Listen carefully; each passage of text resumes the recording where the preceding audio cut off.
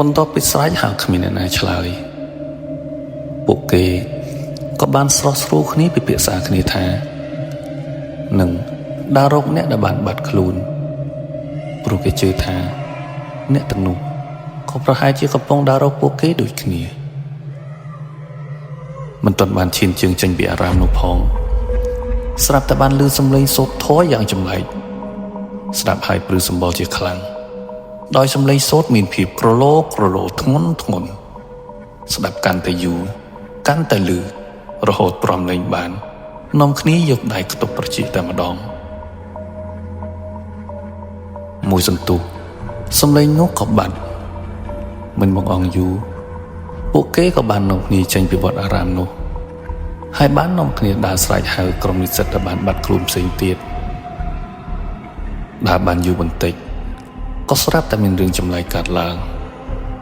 គឺពួកគេបានដើរមកដល់អារាមចម្លែកនោះដដែលនោះបានន័យថាពួកគេបានវិញផ្លូវប៉ុន្តែធៀបពិតមិនមែននោះទេគឺពួកគេត្រូវបានអ្វីម្យ៉ាងបំផុតភ្នែកពង្រៀងផ្លូវឲ្យដើរមកដល់កន្លែងដដែលភ្លាមម្នាក់ក្នុងចំណោមពួកគេបាននិយាយថាក្រែងពួកយើងមានទូរស័ព្ទតាក់ទងទៅតើហើយក៏បានដកទូរស័ព្ទមកមើលប៉ុន្តែចង្រៃអីគឺគ្មានសេវាសោះឡើយណាមួយមេក៏ចាប់ផ្ដើមងឹតគ្មានជំរឿពួកគេក៏គិតថាមានតែនាំគ្នាសម្រាប់នៅក្នុងអារាមនេះសិនសង្ឃឹមព្រឹកឡើងសម្បន្តដំណើរវិប្រ័យនេះដោយដឹងថាគ្មានសង្ឃឹមនឹងរកគ្នាឃើញនោះទេក្រោយពេលរៀបចំកន្លែងសម្រាប់ពួកគេបានរៀបចំដាក់ភ្លើងពើបំភ្លឺនៅជុំវិញអារាមនិងមកកាត់ភ្លើងដើម្បីដេញមូសនិងសត្វប្រលត់នានារាត្រីនោះពួកគេមិនហ៊ានគេងនោះទេព្រោះមិនដឹងថានឹងមានរឿងអ្វីកើតឡើងបន្តទៀតក៏នាំគ្នាអង្គុយនិយាយគ្នាពីនេះពីនោះស្រាប់តែកំពុងនិយាយគ្នាសុកពួកគេក៏ស្រាប់តែឮសំឡេងមនុស្សស្រីស្រែកហៅឲ្យជួយផងម្នាក់បានងាកមើលទៅខាងក្រៅក៏ស្រាប់តែឃើញមនុស្សស្រីម្នាក់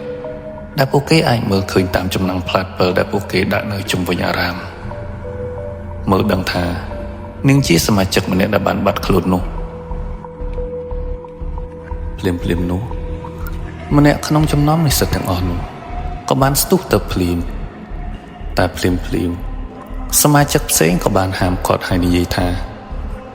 កុំទៅអីវាអាចជាអមនុស្សមិនឡំភ្នែកនោះទេតែនិស្សិតនោះនៅតែមិនជឿដោយសារតែនារីម្នាក់នោះជាមិត្តស្រីរបស់ខ្លួនគឺគេនៅតែចេះសម្ដៅរត់ទៅលោកនាងតែម្ដងប៉ុន្តែភ្លាមនោះនារីនោះខ្លាយទៅជាសភាវៈម្យ៉ាងដែលមានមាឌធំខ្មៅភ្នែកក្រហមចង្កូមវែងបានស្ទុះសង្គ្រប់នឹងខំរនោះអូសយកទៅដោយមិនសល់នៅសំឡេងស្រែកយ៉ាងអាណោចរហូតបាត់ស្ងាត់ពីត្រចៀកដែលឃើញបែបនោះអ្នកដែលនៅសេះសោកក៏កើតអារម្មណ៍ភ័យខ្លាចជាខ្លាំងព្រោះមិនដែលជួបប្រទះនៅអ្វីដែលគេបានឃើញមុននេះនោះទេពួកគេខាត់ចូលគ្នាខ្លួនញ័រទៅត្រឹកបន់អស់គុណម៉ែគុណឪជីដូនជីតាព្រះពុទ្ធព្រះធម៌ព្រះសង្ឃឲ្យជួយថែរក្សាចំណែកឯខ្លួនវិញក៏បានបែកញើសសស្រាក់ពេញទាំងខ្លួនតែម្ដង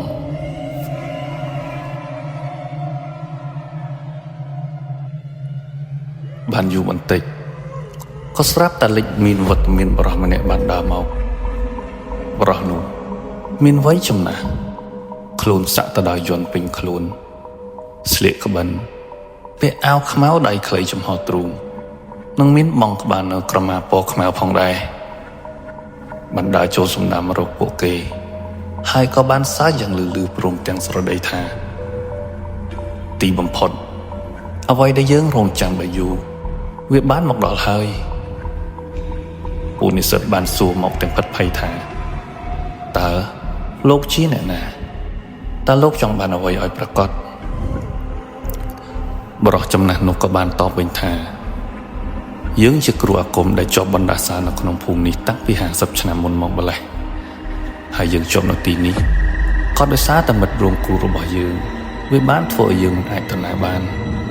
លុះត្រាតែមានឈាមរបស់វាយកមកដើម្បីធ្វើពិធី ទើបយើងអាចរត់ផុតពីទីនេះបានប៉ុន្តែជាអកុសលគឺវាបានស្លាប់បាត់ទៅហើយតែពេលនេះទីយាតរបស់វាបានមករកយើងដល់ទីកន្លែងតែម្ដងអញ្ចឹងយើងមិនបាច់ហត់នឹងទ្រាំនៅកម្មពីបែបនេះបន្តទៀតឡើយម្នាក់ក្នុងចំណោមពួកឯងគឺជាទីយាតរបស់វាហើយនោះអាមួយខ្ពស់ជាងគេឯងឆាប់ចេញមកឲ្យយើងយកជាមរបស់ឯងតាមស្រួលកុំឲ្យយើងប្រាធរក្តៅឲ្យសោះនិស្សិតផ្សេងទៀតក៏បានសួរថាបើលោកយកឈាមបានហើយលោកនឹងដោះលែងពួកខ្ញុំមែនទេបរិសចំណាស់ក៏តបថាមែនហើយក្រុមនិស្សិតផ្សេងក៏ថាអញទៅសម្លាញ់ឲ្យឈាមគេតែបន្តិចទៅដើម្បីបានរស់ទាំងអស់គ្នានិស្សិតដែលត្រូវបានគេរើសនោះក៏ដើរសន្សំសម្ដៅទៅរកបរិសចំណាស់នោះប៉ុន្តែភ្លាមនោះក៏ស្រាប់តែមានពន្លឺពណ៌មាសភ្លឺចិញ្ចែកលេចចេញមកនៅរូបរាងបរិសចំណាស់ម្នាក់ទៀតដែលមានស្លៀកពាក់ឈុតសទំនងជាអ្នកកាន់សិលហើយពេលដែលបរិសនោះចេញមកក៏បានឲ្យដឹងថាគាត់មានមុខមាត់ដូចទៅនឹងរូបថតដែលមាននៅក្នុងផ្ទះរបស់និស្សិតដែលបានគេជ្រើសរើសនោះភ្លាមនោះនិស្សិតនោះក៏បានស្រែកថាលោកតាទួតមែនទេបរិសគ្រូអាគមនោះបានឃើញហើយក៏និយាយថាក្រែងឯងបានស្លាប់បាត់ទៅហើយមែនទេហេតុអ្វីក៏ឯងមានវត្តមាននៅទីនេះលោកតាដែលស្លៀកឈុតសក៏បានតបវិញថាខ្លួនយើងស្លាប់មែនពិតតែបារមីនៃសេចក្តីល្អរបស់យើងមិនទាន់ស្លាប់នោះទេកូនចៅយើងនឹងតាមថែរក្សាមិនឲ្យអ្នកណាមានគ្រោះថ្នាក់ជាពិសេសមិនឲ្យឯងយកឈាមរបស់ពួកគេដើម្បីដោះខ្លួនចេញពីបណ្ដាសានោះឡើយព្រោះឯងជាគ្រោះមហន្តរាយដល់គេគ្រប់គ្នាបិសាចដូចជាឯងសំតនៅម្នាក់ឯងនឹងមិនអាចចេញទៅណាបានឡើយដោយក្តីខឹងក្រោធគ្រូអាគមក៏បានក្រឡាខ្លួនជាបិសាចខ្លួនខ្មៅមេធំភ្នែកក្រហមនោះហើយក៏លោតទៅវាប្រហារលោកតាភ្លាមតើនឹងមានរឿងអ្វីកើតឡើងបន្តទៀតសូមរងចាំសម្រាប់នៅវគ្គក្រោយដែលជាវគ្គបន្ត